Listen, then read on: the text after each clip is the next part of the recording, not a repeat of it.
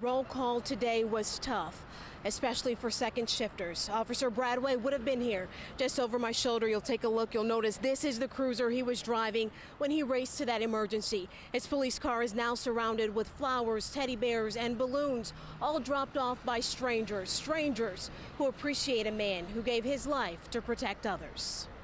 It's tough because it brings back all the memories. I mean, I've been around a long time, I'm an old timer, 35 years in this business, and it's never easy. Nothing prepares you for that moment. Chief of Police Rick Height returned to the scene where a gun battle ended the life of Officer Rod Bradway.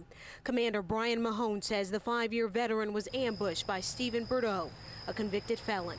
He says Bradway did what he was trained to do. What's our policy for our officers on the district to wear their vest? And we can say that Officer Bradway was within policy and did everything he was supposed to do. He did everything right. He saved a lot of people's lives last night. And now a dark cloud hangs over the family who wears blue and the community. Hours after word spread, big loss for us all.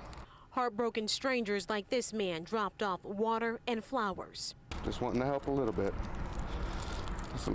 Not a whole lot we can do now, but we can show thanks. Thanks to a group of men and women on the job right now. Our job is to do exactly that, to go back out there because someone is going to need us tonight. Somebody's going to need to have someone come out and assist them in some way tonight, and we have to be. If not us, then who?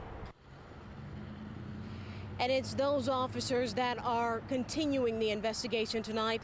Police not telling us much about where the bullets hit Officer Bradway, instead focusing on his courageous efforts. In February, he was honored as Employee of the Month for the role he played in getting 4 felons off the streets of Indianapolis and recovering stolen weapons from IMPD. I spoke with friends who went to police academy with him. They said back then his nickname was Tackleberry, named after a popular character in the movie Police Academy. And it's those officers that will rally around Bradway's family in the coming days and weeks. My colleague Dustin Grove is live at the scene where so many lives changed forever.